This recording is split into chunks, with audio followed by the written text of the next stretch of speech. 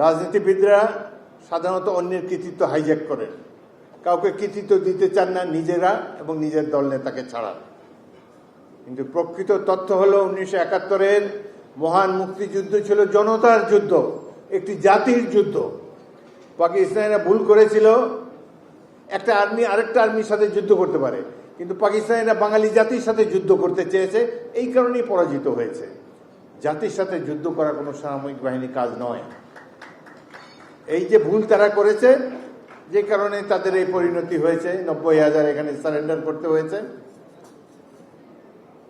1971-এ এই যে গৌরবময় অধ্যায়, ইস্ট বেঙ্গল রেজিমেন্টের 5টি ব্যাটালিয়ন, তখন একটি ছিল প্রথম বেঙ্গল যশোরে, দ্বিতীয় ইস্ট বেঙ্গল জয়দেবপুরে, তৃতীয় ইস্ট বেঙ্গল সৈয়দপুরে, চতুর্থ ইস্ট বেঙ্গল কুমিল্লায় এবং অষ্টম ইস্ট বেঙ্গল চট্টগ্রামে।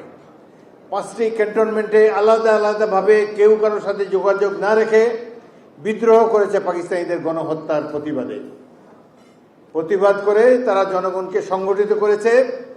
মেজর জিয়াউর রহমান স্বাধীনতার ঘোষণা করেছেন, জনগণকে আহ্বান জানিয়েছেন মুক্তিযুদ্ধে অংশগ্রহণ করার জন্য।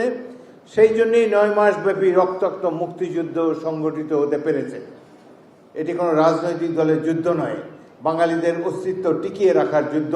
এই যুদ্ধে বীরত্বের সাথে যুদ্ধ করেছে বাঙালিরা। সেই জন্য আমি ইস্ট বেঙ্গল রেজিমেন্টের প্রতি কৃতজ্ঞতা জানাই।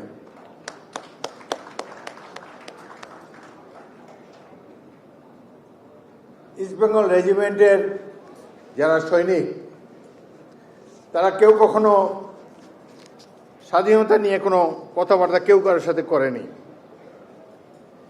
এই ব্যাটালিয়ন 2টি পায়োনিয়ার কোম্পানি। এখনকার যারা স্বাধীনতার পরে কমিশন পেয়েছে তারা জানে কিনা জানি না, 1406, 1256 ব্রিটিশ আর্মির এই 2টি পায়োনিয়ার কোম্পানি নিয়ে গঠিত হয়েছিল।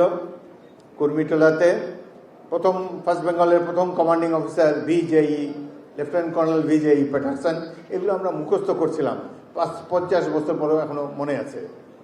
তখনকার এইসব নিয়েই তো আমরা, রেজিমেন্ট ছিল আমাদের সব কিছুই।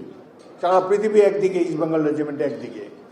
এখনো 82 বছর বয়সে, স্বাধীনতা এত বছর পর, রাস্তা দিয়ে যখন দেখি ইস্ট বেঙ্গল রেজিমেন্টের একজন সৈনিক হেঁটে যাচ্ছে, মার্চ করে যাচ্ছে, ট্রাকে বসে যাচ্ছে, ওই ক্যাব বেসটা দেখলে মনটা উদাস হয়ে যায়। কিসের স্পিকার, কিসের প্রধানমন্ত্রী, কিসের রাষ্ট্রপতি, nothing like east Bengal regiment, nothing like being a soldier. এটা হলো আমার অনুভূতি।